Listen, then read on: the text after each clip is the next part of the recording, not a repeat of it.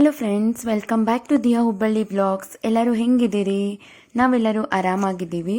So ಇದು ಯುಗಾದಿ ಹಬ್ಬದ vlog ಆಗಿರುತ್ತೆ.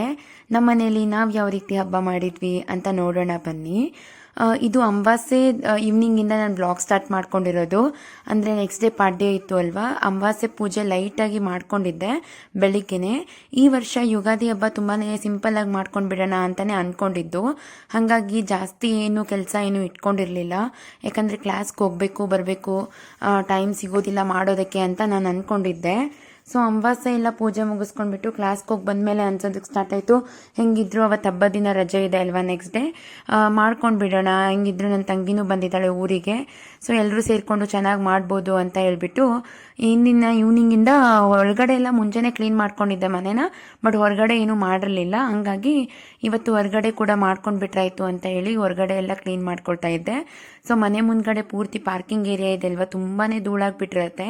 ಯಾಕಂದರೆ ಅಕ್ಕಪಕ್ಕ ಎಲ್ಲ ಖಾಲಿ ಸೈಟ್ಗಳಿರೋದ್ರಿಂದ ಯಾವುದೂ ಮನೆಗಳಿಲ್ಲ. ಸೊ ಧೂಳೆಲ್ಲ ತುಂಬಾ ಜಾಸ್ತಿ ಆಗುತ್ತೆ ಇಲ್ಲಿ. ಹಾಗಾಗಿ ಕ್ಲೀನ್ ಮಾಡ್ಕೊಂಡ್ಬಿಟ್ರೆ ಚೆನ್ನಾಗಿರುತ್ತೆ ಅಂತ ಹೇಳ್ಬಿಟ್ಟು ಕಸ ಗುಡಿಸ್ಬಿಟ್ಟು ನೀಟಾಗಿ ನೀರೆಲ್ಲ ಹಾಕಿ ವಾಶ್ ಮಾಡ್ಕೊಂಡ್ರಾಯ್ತು ಅಂತ ಮಾಡ್ಕೊಳ್ತಾ ಇದ್ದೆ. ಸೊ ಯುಗಾದಿ ಹಬ್ಬ ಅಂದ ತಕ್ಷಣ ನಮಗೆಲ್ರಿಗೂ ಗೊತ್ತಿರೋ ಹಂಗೆ ನಮ್ಮ ಹಿಂದೂ ಚಂದ್ರಮಾನ ಕ್ಯಾಲೆಂಡರ್ನ ಪ್ರಕಾರ ಹೊಸ ವರ್ಷ ಆರಂಭ ಆಗೋದು ಯುಗಾದಿಯಿಂದ ಅಂತಲೇ ಹೇಳ್ಬೋದು.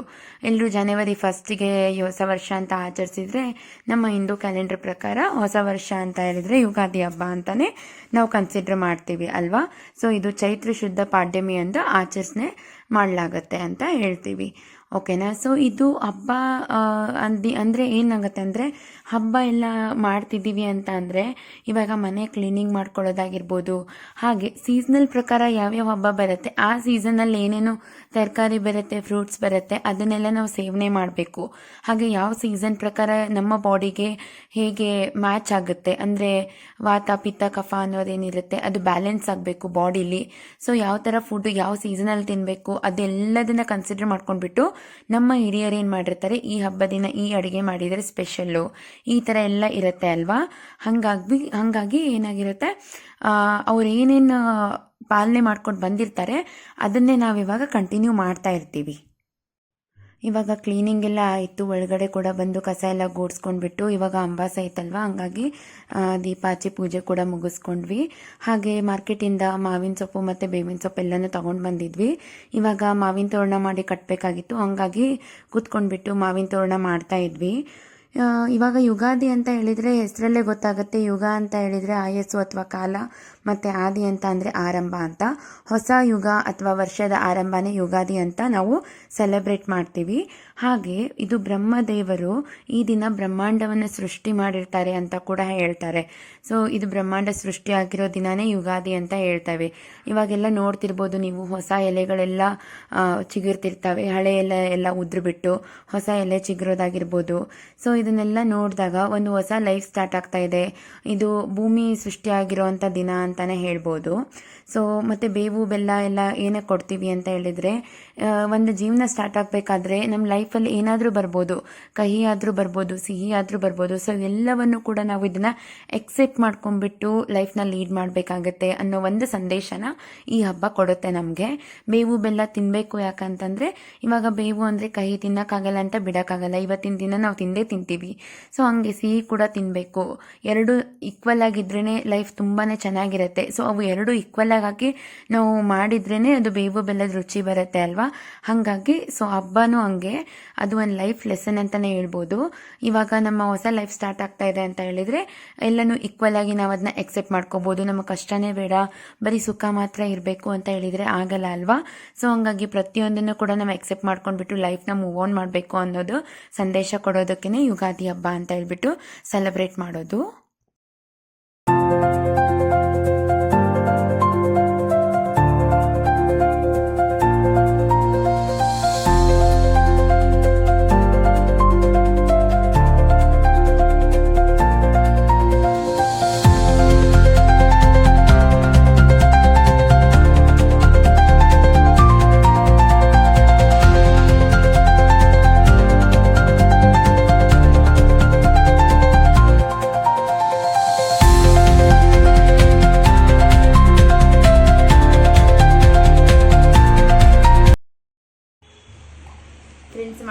ಜೋರು ಬರ್ತಾ ಇದೆ ಹೊರಗಡೆ. ಫುಲ್ ಮಿಂಚು ಗುಡುಗು ಸಿಡ್ಲು ಜೋರಿದೆ. ನೆನ್ನೆ ಎಲ್ಲ ನಮ್ಮ ಊರ ಕಡೆ ಎಲ್ಲ ಆಗಿತ್ತಲ್ವ, ಗದಗ ಹುಬ್ಳಿ ಧಾರವಾಡ ಆ ಕಡೆ ಎಲ್ಲ ಮಳೆ ಆಗಿತ್ತು. ಗದಗ ಆಗಿಲ್ಲ ಅಂದ್ಕೊಳ್ತೀನಿ, ಹುಬ್ಳಿ ಧಾರವಾಡ ಎಲ್ಲ ಜೋರಿತ್ತು. ಬಟ್ ಇಲ್ಲಿ ಇವತ್ತು ಸ್ಟಾರ್ಟ್ ಆಗಿದೆ. ಮತ್ತು ಇವಾಗ ಮಾವಿನ ತೋರಣ ಎಲ್ಲ ಕಟ್ಟಬೇಕು ಇವಾಗ. ಹಾಗೆ ಇದು ಬೇವಿನ ಸೊಪ್ಪು ನೋಡಿ, ಇಷ್ಟಕ್ಕೆ 25 ರೂಪಾಯಿ ಅಂತೆ. ನಮ್ಮೂರಲ್ಲೆಲ್ಲ ಹಂಗೆ ಗಿಡದಿಂದ ಹರ್ಕೊಂಡ್ಬಿಟ್ಟು ಮಾಡ್ಕೊಳ್ತಿದ್ವಿ. ಮಳೆ ಸ್ವಲ್ಪ ಬಂದಿತ್ತು ನೆನ್ನೆ, ಇವತ್ತು ಜೋರು ಬರ್ತಿದೆ. ನೋಡಲ್ಲಿ ಹೆಂಗ್ ಗುಡುಗೆಲ್ಲ ಬರ್ತಿದೆ.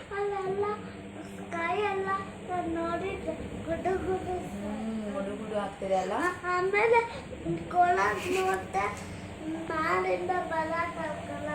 ಹೌದಪ್ಪ.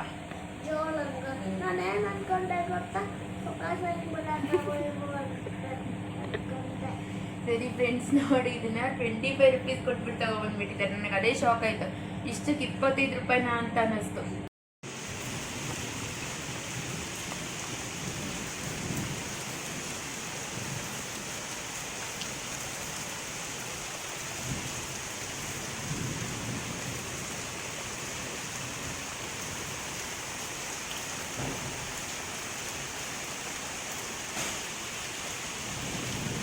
ಯುಗಾದಿ ಹಬ್ಬ ಆಗಿರ್ಬೋದು, ದಸರಾ ಆಗಿರ್ಬೋದು, ದೀಪಾವಳಿ ಆಗಿರ್ಬೋದು, ಯಾವುದೇ ಹಬ್ಬ ಆದರೂ ಕೂಡ ಬಾಗಿಲಿಗೆ ಮಾವಿನ ತೋರಣ ಕಟ್ಟಿದ್ರೇ ಅದು ಒಂದು ಹಬ್ಬ ಅನ್ನೋ ಲಕ್ಷಣ ಬಂದ್ಬಿಡುತ್ತೆ ಅಲ್ವಾ.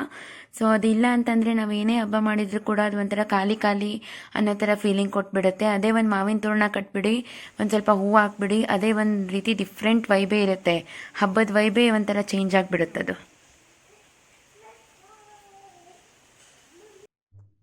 ಫ್ರೆಂಡ್ಸ್, ಇವಾಗ ಊಟ ಎಲ್ಲ ಮುಗೀತು. ದಿಯಾನು ಮಲಗಿಸ್ಬಂದೆ, ಎಲ್ಲ ಪಾತ್ರೆ ಎಲ್ಲ ತೊಳ್ಕೊಂಡು ಎಲ್ಲ ಕೆಲಸನೂ ಮುಗಿಸ್ಕೊಂಡೆ.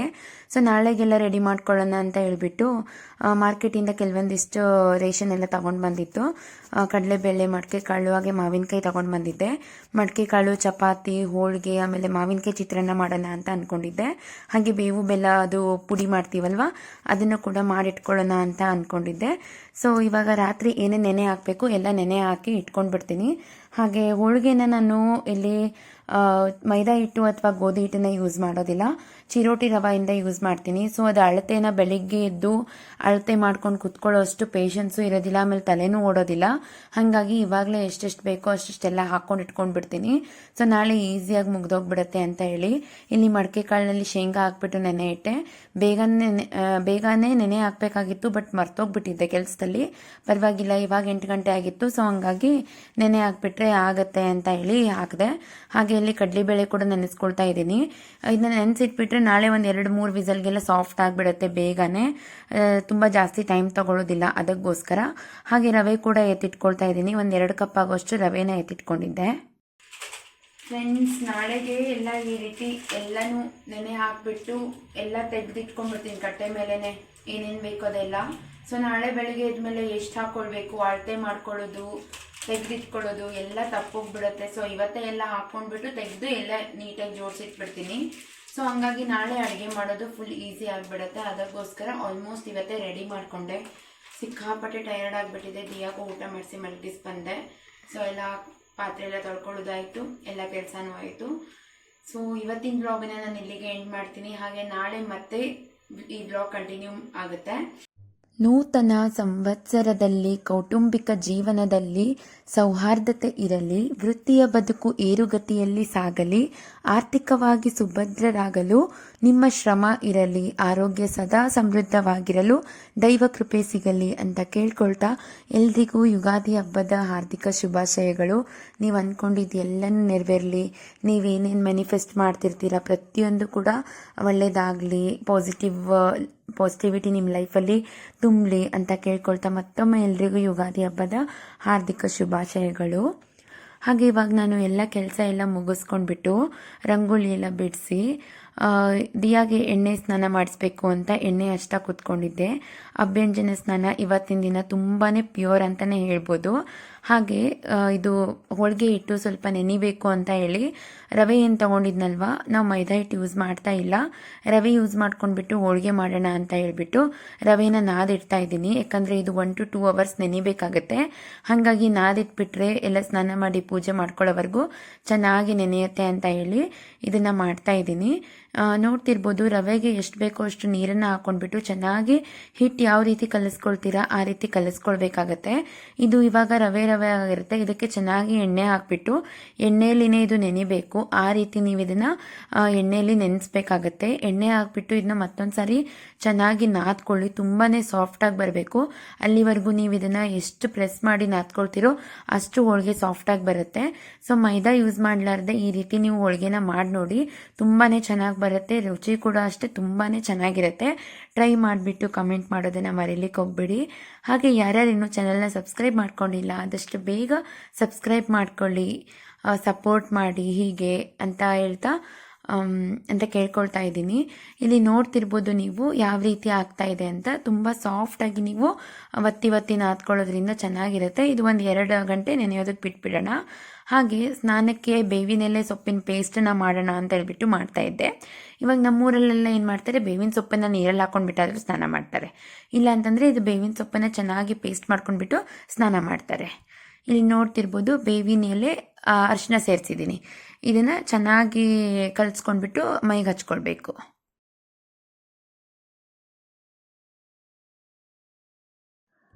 ಫ್ರೆಂಡ್ಸ್ ಇವಾಗ ಫ್ರೆಶ್ ಅಪ್ ಆದ್ವಿ. ಸೊ ಎಲ್ಲರದ್ದು ಕೂಡ ಸ್ನಾನ ಎಲ್ಲ ಆಯಿತು. ಎಲ್ಲರೂ ಕೂಡ ಚೆನ್ನಾಗಿ ಬೇವಿನ ಸೊಪ್ಪನ್ನೆಲ್ಲ ಹಚ್ಕೊಂಡ್ಬಿಟ್ಟು ಎಣ್ಣೆ ಸ್ನಾನ ಎಲ್ಲ ಮಾಡ್ಕೊಂಡ್ವಿ. ದಿಯಾನು ಕೂಡ ರೆಡಿಯಾಗಿ ನಿಂತಿದ್ಲು. ಇವಾಗ ಪೂಜೆ ಮಾಡ್ಕೊಳ್ಬೇಕಾಗಿತ್ತು. ಹಾಗೆ ಇದೇನು ಸ್ಯಾರಿ ಹಾಕ್ಕೊಂಡಿದ್ದೀನಲ್ವಾ, ಇದು ನನ್ನ ಮದುವೆ ಫಿಕ್ಸ್ ಆಗೋ ಟೈಮಲ್ಲಿ ಹಸ್ಬೆಂಡ್ ಮನೆ ಕಡೆಯಿಂದ ಫಸ್ಟ್ ಟೈಮ್ ಏನು ಸ್ಯಾರಿ ಕೊಡ್ತಾರಲ್ವಾ ಅದೇ ಸ್ಯಾರಿ ಇದು. ಸೊ ಹಂಗಾಗಿ ತುಂಬಾ ಸ್ಪೆಷಲ್ ಸ್ಯಾರಿ ಅಂತಲೇ ಹೇಳ್ಬೋದು.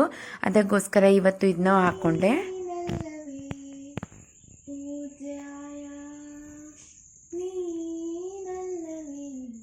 ರಾಘವೇಂದ್ರಾಯ ಧರ್ಮದ ಹರಿಕಾರ ಧರ್ಮದ ಪರಿಹಾರ ಧರ್ಮದ ಹರಿಕಾರ ಧರ್ಮದ ಪರಿಹಾರ ನೀನಲ್ಲವೇ ನೀನಲ್ಲವೇ ಪೂಜ್ಯಾಯ ರಾಘವೇಂದ್ರಾಯ ಸತ್ಯಧರ್ಮರತಾಯ ಚ ಭಜತಾಂ ಕಲ್ಪವೃಕ್ಷಾಯ ನಮತಾಂ ಕಾಮಧೇನವೇ ಮಹಾತ್ಮೇ ಮಹಾತ್ಮೇ ಶ್ರೀ ರಾಘವೇಂದ್ರ ಮಹಾತ್ಮೇ ಮಹಾತ್ಮೇ ಮಹಾತ್ಮೆ ಶ್ರೀ ರಾಘವೇಂದ್ರ ಮಹಾತ್ಮೆ. ಮಂಗಳಾರತಿ ಎಲ್ಲ ಮುಗಿಸ್ಕೊಂಡ್ವಿ, ಪೂಜೆ ಎಲ್ಲ ಮುಗಿಸ್ಕೊಂಡ್ಬಿಟ್ಟು ಸೊ ಅವಳಿಗೆ ನಿಂಗೆ ಯಾವ ದೇವ್ರ ಸಾಂಗ್ ಬರುತ್ತೆ ಅದನ್ನ ಹಾಡು ಅಂತ ಹೇಳಿದೆ. ಸೊ ಅವಳು ರೀಸೆಂಟಾಗಿ ಈ ಸಾಂಗನ್ನು ಪ್ರಾಕ್ಟೀಸ್ ಮಾಡಿದ್ಲಂತೆ. ಅದೇ ಬರುತ್ತೆ ಅಂತ ಹೇಳ್ಬಿಟ್ಟು ಆ ಸಾಂಗ್ನ ಹಾಡ್ತಿದ್ಲು. ತುಂಬ ಚೆನ್ನಾಗಿ ಹಾಡ್ತಿದ್ದಾಳೆ. ಸೊ ಹಂಗಾಗಿ ಅವಳಿಗೆ ಇಷ್ಟು ಚೆನ್ನಾಗಿ ಹಾಡು ಬರುತ್ತೆ ಅಂತ ನನಗೂ ಗೊತ್ತಿರಲಿಲ್ಲ. ಇಷ್ಟು ದಿನ ತುಂಬ ಚೆನ್ನಾಗಿ ಹಾಡ್ತಾ ಇದ್ಲು. ಹಂಗಾಗಿ ಅದನ್ನು ನಾನು ರೆಕಾರ್ಡ್ ಮಾಡಿಟ್ಕೊಂಡೆ. ಮುಂದೆ ಒಂದಿನ ನೋಡೋವಾಗ ಇದೆಲ್ಲ ಒಂದು ರೀತಿ ಮೆಮೊರೀಸ್ ಆಗಿರುತ್ತೆ. ಸೊ ಅದಕ್ಕೋಸ್ಕರ ಇದನ್ನು ಇಲ್ಲಿ ನಿಮಗೂ ಕೂಡ ಶೇರ್ ಮಾಡಿದೆ. ಹಾಗೆ ಇವತ್ತು ಪಾಡ್ಯ ದಿನ ಮನೆಯಲ್ಲಿ ಗಂಡು ಮಕ್ಳು ಯಾರ್ಯಾರಿರ್ತಾರೆ ಅವ್ರಿಗೆಲ್ಲ ನಾವು ಆರತಿ ಮಾಡ್ತೀವಿ. ಸೊ ಅದು ಒಂದು ಮಾಡಿ ಮುಗಿಸ್ಬಿಟ್ರೆ ಅಡುಗೆ ಸ್ಟಾರ್ಟ್ ಮಾಡ್ಕೊಳ್ಬೋದು ಅಂತ ಹೇಳಿ ಅದನ್ನು ಕೂಡ ಮಾಡ್ತಾ ಇದ್ವಿ.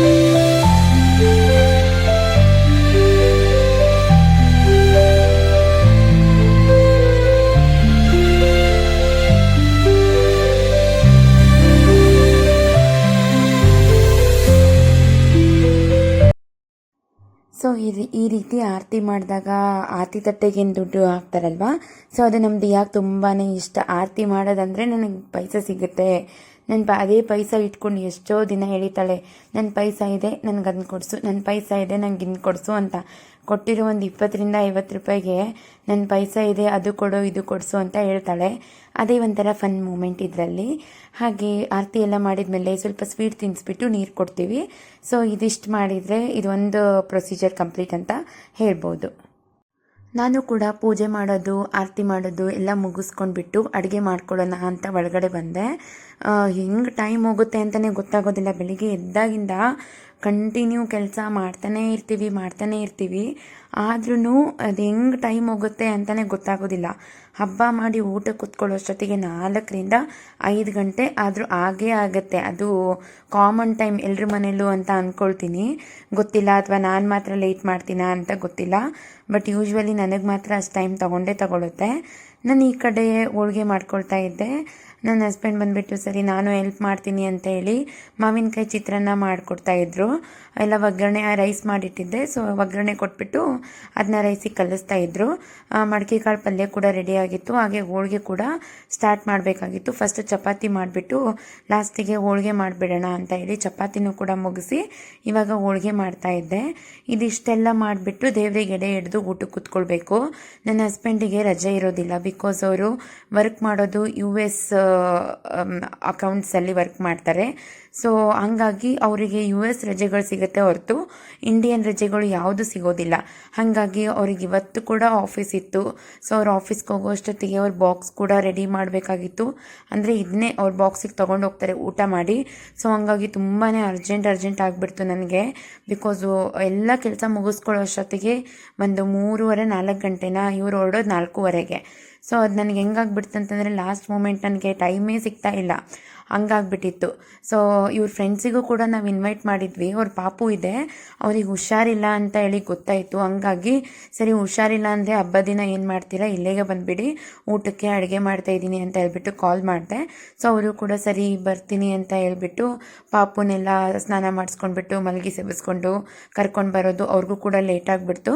ಅಷ್ಟರಲ್ಲಿ ನಾನು ಕುಕ್ಕಿಂಗ್ ಎಲ್ಲ ಮುಗಿಸ್ಕೊಂಡು ದೇವ್ರ ಎಡೆ ಎಲ್ಲ ಹಿಡಿದ್ಬಿಟ್ಟು ಅವರಿಗೆ ಕೂಡ ಊಟ ಹಚ್ಕೊಟ್ಟು ಬಾಕ್ಸ್ ಎಲ್ಲ ಕಟ್ಟಿ ಕೊಟ್ಟೆ. ಅವರು ಕೂಡ ಹೊರಟ್ರು. ಸೊ ನೋಡ್ತಿರ್ಬೋದು ಎಷ್ಟು ಚೆನ್ನಾಗಿ ಹಬ್ಬದ ಊಟ. ನಾನು ಸಿಂಪಲ್ಲಾಗಿ ಮಾಡಿದ್ದೀನಿ, ತುಂಬ ವೆರೈಟಿ ಏನು ಮಾಡೋಕ್ಕೆ ಹೋಗಿಲ್ಲ. ಬಟ್ ಎಡೆಗೆ ಎಷ್ಟು ಮಾಡಬೇಕು ದೇವ್ರ ಪೂಜೆಗೆ ಅಷ್ಟನ್ನು ನಾನು ನೇಮ ಏನೇನು ಮಾಡಬೇಕು ಅದನ್ನು ಮಾಡಿದ್ದೀನಿ. ಹಾಗೆ ಊಟ ಮಾಡ್ಕೊಂಡು ನನ್ನ ಹಸ್ಬೆಂಡ್ ಕೂಡ ಹೋದರು. ಅವರು ಹೋದ್ಮೇಲೆ ಪಾಪು ಮಲ್ಕೊಂಡ್ಮೇಲೆ ನಾವು ಊಟಕ್ಕೆ ಕೂತ್ಕೊಂಡಿರೋದು. ಇಲ್ಲಿ ಅವರು ಲಾಸ್ಟ್ ಟೈಮ್ ಅವನು ಮಲ್ಕೊಂಡೇ ಇರಲಿಲ್ಲಲ್ವ ಜೋಳಿಗೆ ಇರಲಾರ್ದಕ್ಕೆ, ಹಾಗಾಗಿ ಈ ಸಲ ಜೋಳಿಗೆ ಕೂಡ ತೊಗೊಂಡು ಬಂದುಬಿಟ್ಟಿದ್ರು. ಸೊ ಅದೇ ಒಂಥರ ರಿಲ್ಯಾಕ್ಸೇಷನ್ ಆಗಿತ್ತು ಅವ್ರಿಗೆ. ಆರಾಮಾಗಿ ಹಾಕಿ ತೂಗಿದ್ರೆ ಚೆನ್ನಾಗಿ ನಿದ್ದೆ ಮಾಡ್ತಾನೆ ಅಂತ. ನಮ್ಮ ದಿಯಾ ಮಾತ್ರ ಸಿಸ್ಟರ್ ಡ್ಯೂಟಿ ಚೆನ್ನಾಗಿ ಮಾಡ್ತಾ ಇದ್ಲು. ಅವಳು ಅವನನ್ನು ತೂಗಿದ್ದು ಅವನು ಎದ್ದೇಳಬಾರ್ದು, ಚೆನ್ನಾಗಿ ಮಲ್ಕೊಳ್ಳಿ ಅಂತ ಅವನ ಪಕ್ಕನೇ ಕಾಯ್ಕೊಂಡು ಕೂತ್ಕೊಂಡಿದ್ಲು ಅವನು ಎದ್ದೇಳೋವರೆಗೂ. ಸೊ ಊಟ ಎಲ್ಲ ಮಾಡ್ಕೊಂಡ್ವಿ. ಊಟ ಮಾಡ್ಕೊಂಡು 1 ಅವರ್ ಆಗೋ ಅಷ್ಟೊತ್ತಿಗೆ ಟೀ ಟೈಮಿಂಗ್ ಕೂಡ ಆಗಿಬಿಡ್ತು. ಅಷ್ಟೊತ್ತಿಗೆ ನನ್ನ ತಂಗಿ ತುಂಬ ಚೆನ್ನಾಗಿ ಟೀ ಮಾಡ್ತಾಳೆ ಅಂತ ಅವಳ ಕೈಯಲ್ಲೇ ಟೀ ಮಾಡಿಸಿ ಕೊಟ್ಟೆ. ಸೊ ಅವಳು ತುಂಬ ಚೆನ್ನಾಗಿ ಟೀ ಮಾಡ್ತಾಳೆ, ಹಂಗಾಗಿ ಅವಳ ಕೈಯಾರೆ ಟೀ ಕುಡಿಬೇಕು ಅಂತ ಇವತ್ತು ಅವಳೇ ಮಾಡಿದ್ಲು. ಆರಾಮಾಗಿ ಟೀ ಕುಡ್ಕೊಂಡು ಕೂತ್ಕೊಂಡಿದ್ವಿ. ಅವನು ಇನ್ನೂ ಕೂಡ ಮಲಗಿದ್ದ. ಸೊ ಹಂಗಾಗಿ ರಿಲ್ಯಾಕ್ಸ್ ಆಗಿ ಮಾತಾಡ್ಕೊಂಡು ಕೂತ್ಕೊಂಡಿದ್ವಿ ಎಲ್ಲರೂ. ಹಬ್ಬದ ದಿನ ನಮ್ಮ ಮನೆಗೆ ಯಾರಾದರೂ ಬರಬೇಕು ಅಥವಾ ನಾವು ಎಲ್ಲಾದರೂ ಹೋಗಬೇಕು ಯಾರ್ದಾದ್ರೂ ಮನೆಗೆ. ಸೊ ಎಲ್ಲರೂ ಕೂಡ್ಕೊಂಡು ಹಬ್ಬ ಮಾಡಿದಾಗಲೇ ಅದು ತುಂಬಾ ಚೆನ್ನಾಗಿ ಅನಿಸುತ್ತೆ. ಸೊ ಸಂಕ್ರಾಂತಿ ಬಂದುಬಿಟ್ಟು ನಮ್ಮ ಚಿಕ್ಕಮ್ಮ ಮನೆಗೆ ಹೋಗಿದ್ವಿ, ಅಲ್ಲಿ ಹಬ್ಬ ಮಾಡಿದ್ವಿ ಎಲ್ಲರ ಜೊತೆ ಸೇರಿಕೊಂಡು.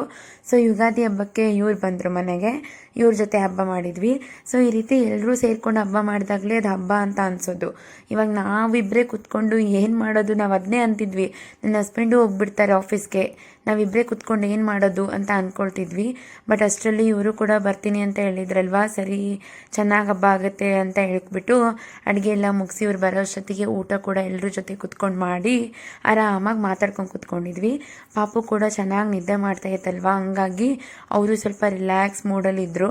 ಇಲ್ಲ ಅಂತಂದರೆ ಲಾಸ್ಟ್ ಟೈಮ್ ಬಂದಾಗ ಅವ್ರನ್ನ ಕುತ್ಕೊಳ್ಳೋಕ್ಕೂ ಬಿಟ್ಟಿಲ್ಲ ಅವನು. ಎತ್ಕೊಳ್ಬೇಕು, ಮೈ ಮೇಲೆ ಹಾಕ್ಕೊಳ್ಬೇಕು, ಬೆಡ್ ಮೇಲೆ ಹಾಕಿದರೆ ಅಳೋದು, ಈ ರೀತಿ ಮಾಡ್ತಾ ಇತ್ತು. ಹಂಗಾಗಿ ಈ ಸರಿ ಜೋಳಿಗೆ ಇರೋದ್ರಿಂದ ಆರಾಮಾಗಿ ಕೂತ್ಕೊಂಡು ತುಂಬ ದಿನದ ಮೇಲೆ ಈ ರೀತಿ ರಿಲ್ಯಾಕ್ಸಾಗಿ ಕೂತ್ಕೊಂಡು ಮಾತಾಡಿರೋದು ಅನಿಸುತ್ತೆ. ಇಲ್ಲ ಅಂತಂದರೆ ಅವಳು ಅಂದರೆ ಪ್ರೆಗ್ನೆನ್ಸಿಗೆ ಡೆಲಿವರಿಗೆ ಊರಿಗೆ ಹೋಗೋಕ್ಕಿಂತ ಮುಂಚೆ ಮಾತಾಡಿದ್ದು ಬಿಟ್ಟರೆ ಇವಾಗಲೇ ಇಷ್ಟು ಆರಾಮಾಗಿ ಕೂತ್ಕೊಂಡು ಮಾತಾಡ್ತಾ ಇರೋದು.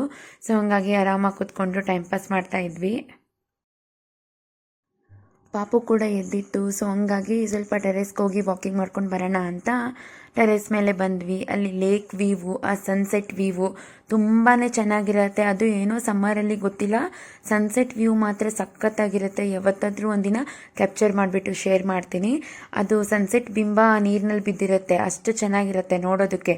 ಸೊ ಹಂಗಾಗಿ ಈವ್ನಿಂಗ್ ಟೈಮಲ್ಲಿ ಈ ರೀತಿ ಬಂದು ನೋಡಿದರೆ ಸಖತ್ತಾಗಿರುತ್ತೆ. ಅದಕ್ಕೋಸ್ಕರ ಹೋಗಿದ್ವಿ ಮೇಲೆ ಟೆರೆಸ್ಗೆ. ಅವರು ಕೂಡ ಸ್ವಲ್ಪ ಹೊತ್ತು ಕೂತ್ಕೊಂಡು ಹೊರಟರು. ಅವ್ನು ಹೋಗೋವಾಗ ಸ್ವಲ್ಪ ಬೇಜಾರಾಗುತ್ತೆ, ಬಿಕಾಸ್ ಅವನಿದ್ದಾಗ ಎಷ್ಟು ಟೈಮ್ ಪಾಸ್ ಆಗುತ್ತೆ, ಹೆಂಗೆ ಟೈಮ್ ಹೋಗುತ್ತೆ ಅನ್ನೋದೇ ಗೊತ್ತಾಗೋದಿಲ್ಲ. ದಿಯಾ ಅಂತೂ ನನ್ನ ತಮ್ಮ ಅಂದ್ಕೊಂಡು ಸಿಕ್ಕಾಪಟ್ಟೆ ಆಟ ಆಡಿಸ್ತಾಳೆ. ಸೊ ಹಂಗಾಗಿ ಚೆನ್ನಾಗಿರುತ್ತೆ ಅವರಿದ್ದಾಗ. ಇವಾಗ ಹೋಗ್ತಿರೋವಾಗನೇ ಸ್ವಲ್ಪ ಬೇಜಾರು ಅನಿಸುತ್ತೆ. ಇವಾಗಲೇ ತಿಳುವಳಿಕೆ ಇಲ್ಲ ಅವನಿಗೆ, ಹಂಗಾಗಿ ನಮ್ಮ ಹತ್ರ ಬರ್ತಾನೆ. ಮುಂದೆ ಹೆಂಗೋ ಗೊತ್ತಿಲ್ಲ, ತಿಳುವಳಿಕೆ ಬರೋವರೆಗೂ ಚೆನ್ನಾಗಿ ಎತ್ಕೊಂಡು ಬಿಡಬೇಕು, ಆಮೇಲೆ ಅವನು ನಮ್ಮ ಹತ್ರ ಬರ್ತಾನೆ ಇಲ್ಲೋ ಗೊತ್ತಿಲ್ಲ. ಬಟ್ ಅವನಿಗೆ ನಮ್ಮ ಮುಖ ಪರಿಚಯ ಇದ್ದರೆ ಖಂಡಿತ ಬರ್ತಾನೆ ಅಂತಲೇ ಅನಿಸುತ್ತೆ, ನೋಡಬೇಕು. ಹಾಗೆ ಇವರು ಕೂಡ ಹೊರಟರು. ಅವ್ರನ್ನ ಕಳಿಸ್ಬಿಟ್ಟು ನಾನು ಎಲ್ಲ ಕ್ಲೀನಿಂಗ್ ಎಲ್ಲ ಮಾಡಿಕೊಂಡೆ. ಸೊ ಇವತ್ತಿನ ವ್ಲಾಗ್ ಇಷ್ಟೇ ಆಗಿರುತ್ತೆ ಫ್ರೆಂಡ್ಸ್. ಮತ್ತು ಇನ್ನೂ ಯಾರ್ಯಾರು ಚಾನಲ್ಗೆ ಸಬ್ಸ್ಕ್ರೈಬ್ ಮಾಡ್ಕೊಂಡಿಲ್ಲ ಬೇಗ ಸಬ್ಸ್ಕ್ರೈಬ್ ಮಾಡ್ಕೊಳ್ಳಿ.